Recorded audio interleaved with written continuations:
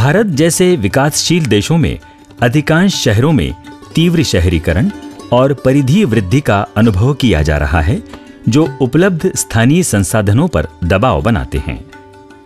वहीं जलवायु परिवर्तन से वर्षाकाल में अनिश्चितता जैसे अतिवृष्टि या अनावृष्टि तथा तापमान में हो रहे परिवर्तन शहर के विकास को भी प्रभावित करते हैं। जीवन के महत्वपूर्ण संसाधन जल पर इसका अत्यधिक प्रभाव पड़ता है और जल मांग बढ़ने के साथ दूरस्थ सतही स्रोतों पर निर्भरता बढ़ती है। मध्य प्रदेश का मुख्य आर्थिक केंद्र इंदौर प्रदेश के पश्चिम में मालवा के पठार पर स्थित है। क्षिप्रा नदी के जलग्रहण क्षेत्र में बसे नगर को दो उपनदियां खान और सरस्वती शहर को विभाजित करती हैं। जनसंख्या की दृष्टि से ये मध्य प्रदेश का सबसे बड़ा शहर है। जनगणना 2011 में शहर की जनसंख्या 21,67,447 दर्शाई गई है और इसके साथ इंदौर को देश का 14वें बड़े शहर का दर्जा मिला है। शहर में जनसंख्या घनत्व उच्च है, जो प्रति वर्ग किलोमीटर 15,070 व्यक्ति है। ये मौजूदा भूमि, पानी और अन्य संसाधनों पर अत्यधिक दबाव डाल रहे हैं। पिछले दशकों के भूमि उपयोग में बदलाव, तेजी से बढ़ते शहरीकरण एवं विकास की दिशा और गति को दर्शाते हैं। जल संसाधन स्रोत जीवन के इस महत्वपूर्ण संसाधन पर अत्यधिक दबाव पड़ता है।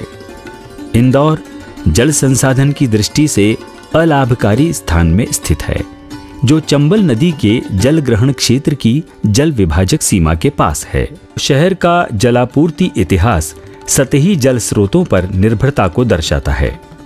सतही जल वर्ष 1878 के पश्चात इंदौर शहर को विभिन्न सतही स्रोतों जैसे सिरपुर टैंक और बिलावली टैंक से जल प्राप्त हो रहा था।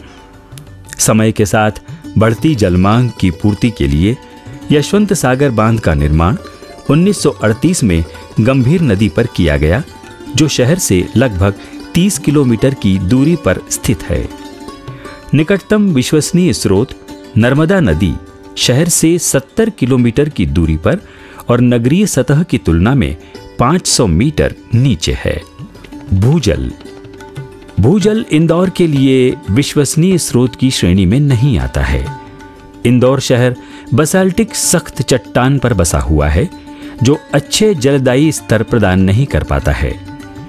इंदौर में भूजल स्रोतों का जलापूर्ति में योगदान 40 MLD है, जो कि कुल जलापूर्ति का 10% है। लगभग 400 सार्वजनिक नलकूपों से जलापूर्ति ज्यादातर मलिन बस्तियों और निम्न सामाजिक आर्थिक परिवारों को की जाती है। इसके अलावा शहर में 30,000 निजी ट्यूबवेल से भी जलापूर्ति होती है, जो मुख्यतः शहर के परिधि क्षेत्रों में स्थित है। भूजल का अतिदोहन गर्मी के दिनों में समस्या को और गंभीर बना देता है।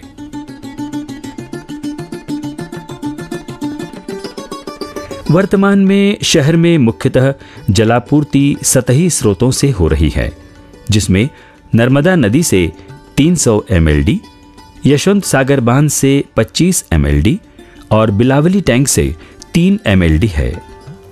प्रदाय किए जाने वाले जल की गुणवत्ता पेयजल मानक के मुताबिक बनाए रखने हेतु शहर में 3 सतही जल उपचार संयंत्र की स्थापना की गई है। इन स्रोतों के माध्यम से उपचारित पेयजल की लागत की बात करें तो नर्मदा संचय योजनाओं से प्राप्त होने वाले पेयजल की लागत 29 रुपए प्रति 1000 लीटर है एवं यशवंत सागर से प्राप्त होने वाले पेयजल की लागत 8 रुपए प्रति 1000 लीटर आ रही है। दैनिक जल आपूर्ति लगभग 30 से 35 मिनट की जाती है, जो शहर के 80% विस्तार में एक दिन छोड़कर की जाती है।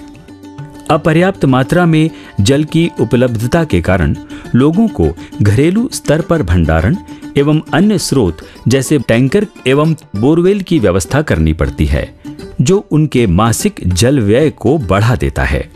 इंदौर शहर की जनसंख्या एवं विस्तार तेजी से बढ़ रहे हैं। और इसके कारण जल वितरण प्रणाली एवं तंत्र पर अत्यधिक दबाव बना हुआ है।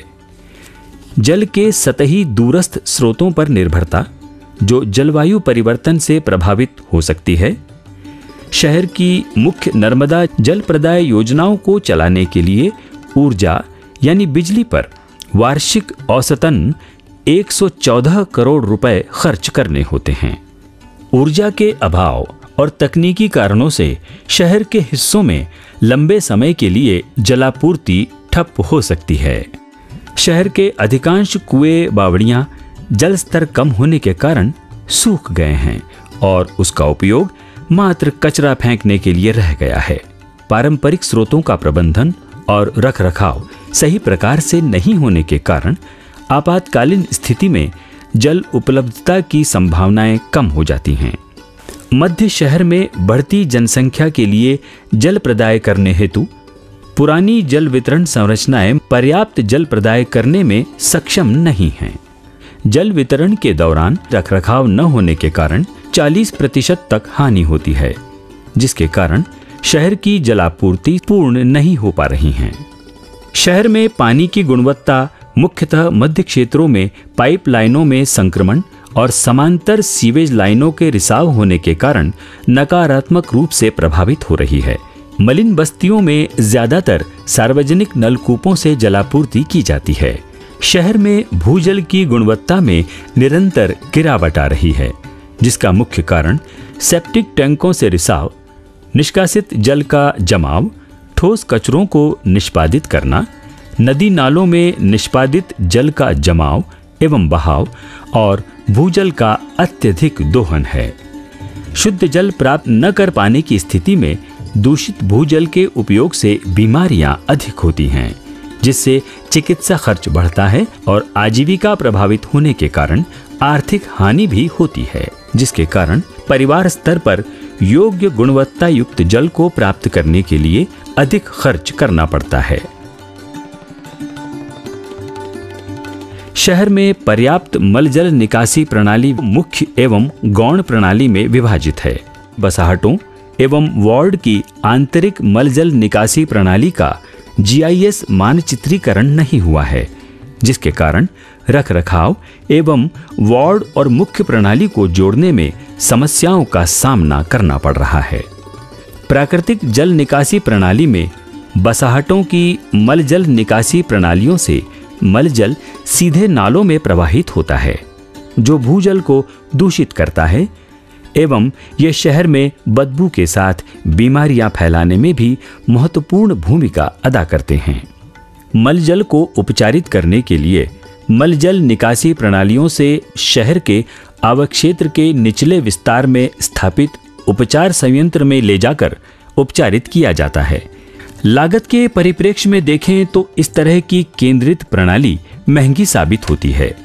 इसमें मल जल को शहर के आवक्षेत्र के ऊपरी विस्तार से निचले विस्तार में स्थापित उपचार संयंत्र तक ले जाने की और उपचारित जल को उपयोग के लिए आवक्षेत्र के निचले विस्तार से ऊपरी विस्तार तक ले जाने में दोहरी लागत लगती है। ज्यादातर मामले में कम दूरी वाले सीवरेज लाइनों का रखरखाव ठीक से नहीं हो पाने के कारण कॉलोनी आदि बसाहटों में मल जल का जमाव होता है, जिसके कारण होने वाले रिसाव से उथले जलदायी स्तर फिकल कॉलिफॉर्म एवं नाइट्रेट से दूषित होते हैं और इस तरह बोरवेलों के पानी पीने योग्य नहीं रहते हैं। जलवायु परिवर्तन एवं तीव्र शहरीकरण से जल प्रबंधन पर होने वाले प्रतिकूल प्रभावों को कम करने एवं जलापूर्ति प्रणालियों को अधिक लचीला बनाने के लिए तरु लीडिंग एज प्राइवेट लिमिटेड के द्वारा Asian city climate change resilience network कार्यक्रम के अंतर्गत इंदौर शहर के संयुक्त जल प्रबंधन की स्थिति एवं मुद्दों पर ध्यान आकर्षित किया गया है। संयुक्त जल प्रबंधन को अर्बन मेटाबॉलिज्म यानी चयापचय मॉडल से सरलता से समझा जा सकता है। मानव शरीर का स्वास्थ्य जैसे उसकी मेटाबॉलिज्म क्रिया से नापा जाता है, जो ऊर्जा संतुलन पर आधारित है। मानव शरीर को ऊर्जा प्रदान करने वाले माध्यम अपना अधिकतम कार्य करके उत्सर्जन प्रणाली से शरीर के बाहर हो जाते हैं।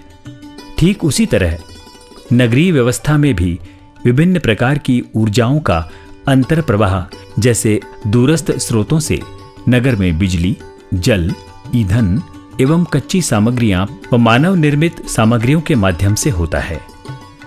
नगर का स्वास्थ्य बनाए रखने के लिए ऊर्जा संतुलन सही होना आवश्यक है। क्या हम उनसे अधिकतम ऊर्जा प्राप्त कर पाते हैं? नगरीय व्यवस्था से भी उत्सर्जन प्रणाली से मल, जल एवं ठोस कचरों के रूप में बाहर निकलते हैं, जिसका सुचारू प्रबंधन आवश्यक है। अर्बन मेटाबॉलिज्म के 3 महत्वपूर्ण प्रश्न हैं। क्या हम बाहरी आयातों को कम कर उन पर निर्भरता कम कर सकते हैं? क्या हम प्रणालियों की क्षमता को बढ़ा सकते हैं? क्या हम मल, जल एवं कचरों का अधिकतम पुनः चक्रीकरण कर पुनः उपयोग कर सकते हैं? यहाँ पर अर्बन मेटाबॉलिज्म के महत्वपूर्ण भाग जल पर प्रकाश डाला गया है। कैसे करें? दैनिक घरेलू जल मांग को समझें तो जलापूर्ति से प्राप्त जल का उपयोग जल की उच्च गुणवत्ता की आवश्यकता वाले पेयजल से लेकर जल की निम्नतम गुणवत्ता की आवश्यकता वाले बागवानी तक होता है। यदि सेंट्रल पॉल्यूशन कंट्रोल बोर्ड के मापदंड से उच्च और निम्न उपयोगों वाले जलों की जलापूर्ति अलग अलग की जाए तो वर्तमान में उपयोग किए जा रहे उच्च गुणवत्ता वाले जल के अपव्यय को महत्वपूर्ण रूप से कम कर सकते हैं। उच्च गुणवत्ता वाला जल अधिक लाभार्थियों को प्रदान कर सकते हैं। दूरस्थ जल स्रोतों पर निर्भरता और आयात खर्च कम कर सकते हैं। मल जल निकासी निपटान प्रणाली पर बोझ कम कर सकते हैं। भूजल पर बोझ कम होगा। एक परिवार में औसतन 5 सदस्यों को ध्यान में रखते हुए जल आवश्यकताओं का आकलन किया गया है। जल निकासी नेटवर्क वाले क्षेत्रों में विकेंद्रीकृत अपशिष्ट जल उपचार निम्न उपयोगों की 82% मांग और जल निकासी नेटवर्क रहित क्षेत्रों में 100% मांग को पूरा कर सकता है।